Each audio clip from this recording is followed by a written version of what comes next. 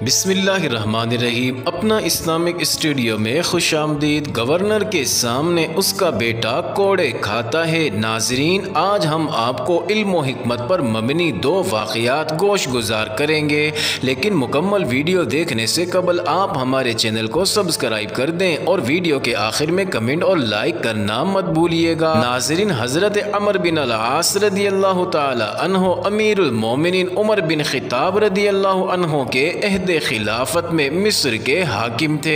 नाज़रीन, हज़रत अमर बिन अल-आस वो अजीम शान सहाबी रसूल थे कि जिनकी शुजाअत बहादुरी का डंका पूरे मिस्र में बजता था, जिन्होंने थोड़े से लश्कर के साथ मिस्र पर धावा बोला और फिरौन ज़दा फौज को इबरतनाक शिकस्त देकर मिस्र पर पहली बार परचम इस्लाम लहराया था। नाज़रीन, मिस्र का एक आदमी हज़रत उमर बिन खिताब रदियल्लाहु अन्हो की खिदमत में हाजिर हुआ और अर्ज की, ए अमीरुल मोमिनीन, मैं जुल्म से आपकी पनाह लेने आया हूँ। हज़रत उमर बिन खिताब रदियल्लाहु अन्हो ने फरमाया, तुमने ऐसे आदमी की पनाह हासिल की जो तुम्हें पनाह दे सकता है। नाज़रीन, मिस्री बोला, मैंने हज़रत अमर बिन अल-आस रदियल्लाहु अन्हो के बेटे के साथ दौड़ में मुकाबला किया। मैं उससे आगे बढ़ गया, वो मुझे कोड़े से मारने लगा और कहने लगा, मैं शरीफ खानदान का बेटा हूँ।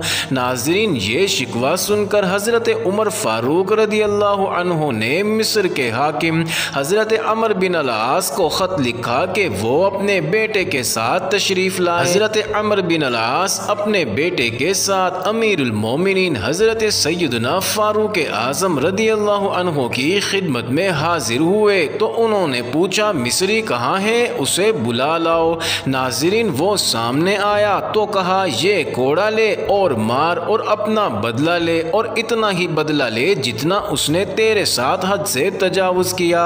अमीरुल मोमिनीन का हुक्म मिलते ही मिस्री हज़रत अमर बिन अल-आस रदियल्लाहु अन्हो के बेटे पर कोड़ा बरसाने लगा और अमीरुल मोमिनीन कहते जा रहे थे, शरीफ खानदान के बेटे को मारो। नाज़रीन, हज़रत अनस कहते हैं, मिस्री ने अमर बिन अल-आस रदियल्लाहु अन्हो के बेटे को कोड़े लगाए और अल्लाह की कसम बहुत मारा और हम उसकी पिटाई चाहते भी थे, लेकिन मिस्री बराबर मारे जा रहा था, हत्ता कि हमारी ख्वाहिश हुई कि अब उसकी पिटाई बंद हो जाए। फिर हज़रत उमर बिन खिताब रदियल्लाहु अन्हो ने मिस्री से फरमाया, कोड़ा जनाब अमर बिन अल-आस की चंदिया यानी गंजे सर पर भी लगाओ। मिस्री ने अर्ज की, ए अमीरुल मोमिनीन, उनके बेटे ने मेरी पिटाई की है और मैंने उससे क़सास ले लिया। फिर अमीरुल मोमिनीन हज़रत उमर बिन खिताब रदियल्लाहु अन्हो अमीर मिस्र हज़रत अमर बिन अल-आस की तरफ मुतवज्जे हुए और फरमाया, तुमने लोगों को कब से गुलाम बना रखा है जबकि उनकी माओ ने उन्हें आज़ाद जना था। हज़रत अमर बिन अल-आस ने अर्ज की, ए अमीरुल मोमिनीन, मुझे इस मामले की कुछ भी खबर नहीं और ना ये मेरे पास शिकायत लेकर आया था।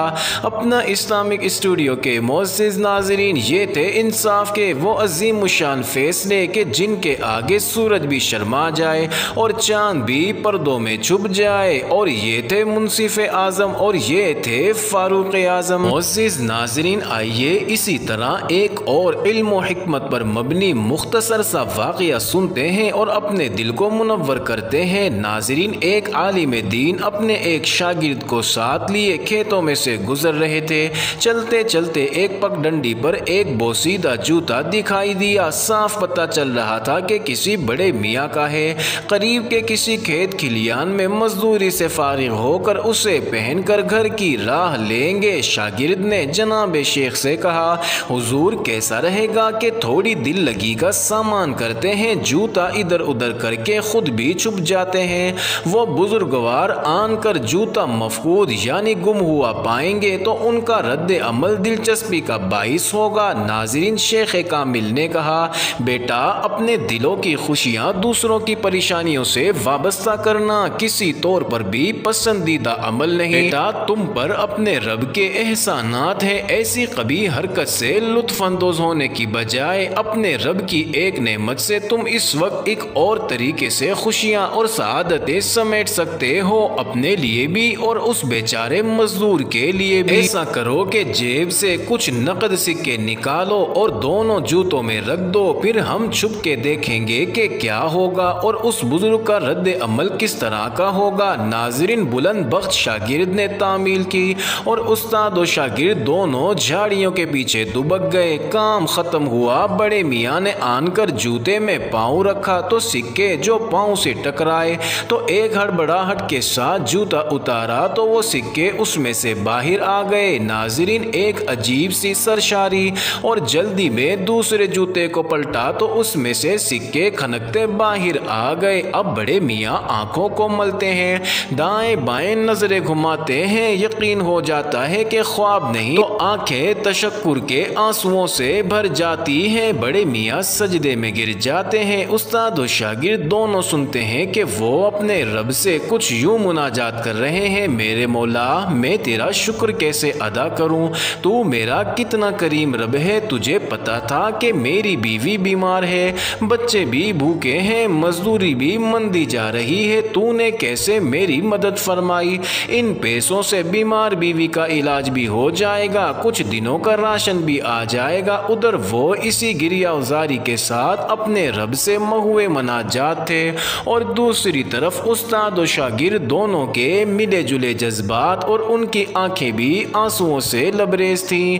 नाजरीन, कुछ देर के बाद शागिर्द ने दस्तबोसी करते हुए अर्ज किया, उस्ताद मोहतरम, आपका आज का सबक कभी नहीं भूल पाऊंगा। आपने मुझे मकसद जिंदगी और असल खुशियां समेटने का ढंग बता दिया है। शेख जी ने मौका मुनासिब जानते हुए बात बढ़ाई, बेटा, सिर्फ पैसे देना ही अता नहीं बल्कि बावजूद कुदरत किसी को मुआफ करना अता है। मुसलमान भाई बहन के लिए गायबाना दुआ अता है। मुसलमान भाई बहन की अदम मौजूदगी में उसकी इज्जत की हिफाजत अता है। मोअज़्ज़िज़ नाज़रीन, ये इंटरेस्टिंग और हिकमत पर मबनी दास्तान सिर्फ आप ही पढ़कर आगे ना बढ़ जाएं बल्कि औरों को भी शरीक करें। ये सदका जारिया होगा। इसमें आपका बमुश्किल एक लम्हा सर्फ होगा, लेकिन हो सकता है इस एक लम्हा की उठाई हुई तकलीफ से आपकी शेयर करदा वीडियो हजारों लोगों के लिए सबक आमोज हो। नाज़रीन, उम्मीद करते हैं कि आपको ये वीडियो ज़रूर पसंद आई होगी, तो आप हमारे चैनल अपना इस्लामिक स्टूडियो को ज़रूर सब्सक्राइब कर दें।